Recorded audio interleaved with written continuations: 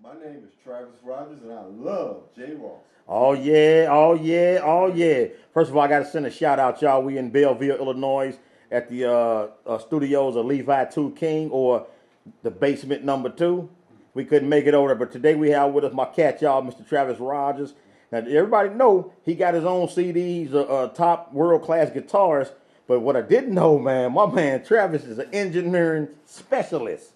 So we wanted to talk to him about that. And so I'm gonna give him a question. We just gonna let him run with it, y'all. First question, Travis.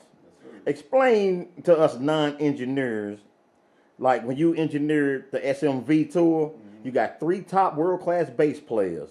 You got Alembic, Federa, and Fender, three different distinct sounds. Right. How did you make them suckers sound that good? Man, that was a challenge for me. I have to admit, it was very challenging. But what I did is I basically just used panning and phasing. I panned Stanley Clarke opposite of the stage side he was on, which he was stage right. I would pan him stage right in my mix, and Victor Wooten, I would page him left in my mix, and he was on stage right. And so what that did is it created a stereo blend of what was coming off the stage to me versus what I was getting in the PA, which made their mixes pop. And then with Marcus Miller, I put him down the center. And basically that was the same system that they used on the record, which made sense. And then the fact that these guys are just incredible players, that helped a lot as well. But that was my main thing I did to get the mix to sound real full. And then it gave me room to put the keyboards and the drums in the mix and give it a really big fat mix. And I had a lot of people coming to me, ask me, man, what did you do? I thought it was gonna sound like Rumble, and it doesn't. So that was the thing that I used. Well, you got to talk to us like we went to public school now. So I thought I put it down the lady man's. yeah, you got to talk to us like we a product of a public school education. Yeah. When you start talking about pan, blend, mix, phasing, and all that. Yeah. So in other words, you put Stanley bass sound on Victor's side, Right. Victor's bass sound on Stanley's side. Marcus was in the middle, and you phased them to slow down the response time. Basically just delays it so that it pops out. It fools the ears to think it's coming at the same time, but it's basically being delayed. So, all right, now let me ask you this though, now T, how did you learn? How did you gain all this knowledge?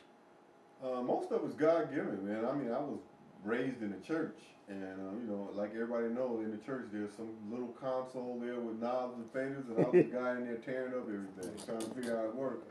And because I was a musician, when I would go to shows and play, I would get on the engineer's nerves. Like, what is this for? What is this computer for? What is that knob for?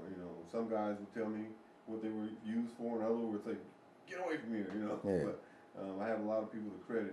One I want to mention is Joe Fidello. He works at the House of Blues. Well, he used to work at the House of Blues in California, but now he's at MI College working there, and he really, really helped me get my career going. So I want to shout out to him. Thanks, Joe.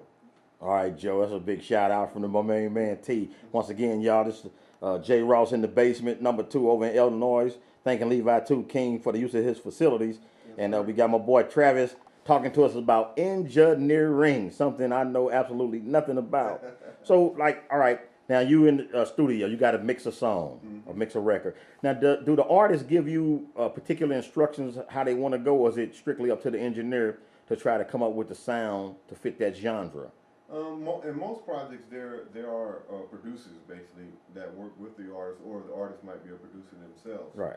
And they come in and they kind of give you an idea of sonically how they want the record to sound, and then you kind of suggest your things. And me being a musician myself and a producer, I'm able to give them pointers on things that they might not be hearing, and then again they hear things that I'm not hearing. I mean, sometimes some songs they might want certain instruments placed a certain place in the mix, and so you need them to tell you what they're looking for. So as an engineer, then I guess you got to have thick skin. Very thick skin. I tell people all the time, you don't have thick skin, don't become an engineer. I like to use this analogy of basically a toilet. Everybody comes take a dump on you. The toilet don't never talk back.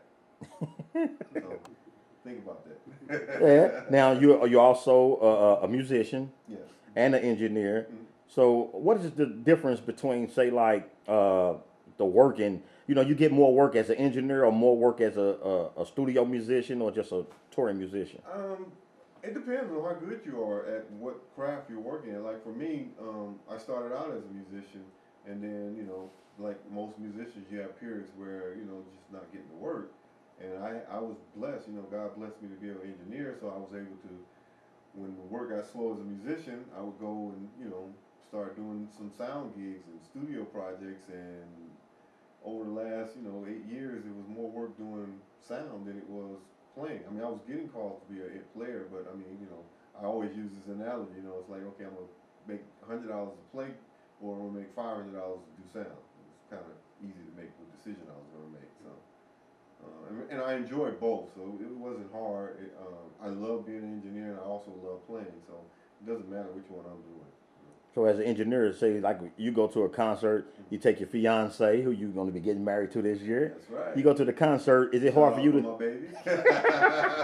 I know that's right. So is it hard for you to sit through some concerts? It's very difficult. Actually, most people don't like going to concerts with me.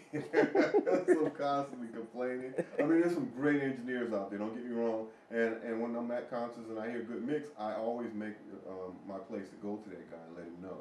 Because, I mean, we're behind the scenes, man. Nobody's talking to us. They only talk to us when there are problems. Yeah. Man, the sound was awful. That's when you get all the press. But when the sound is really good, not too many people come and tell you. So I make it my place to go tell the engineer when he's doing a good job.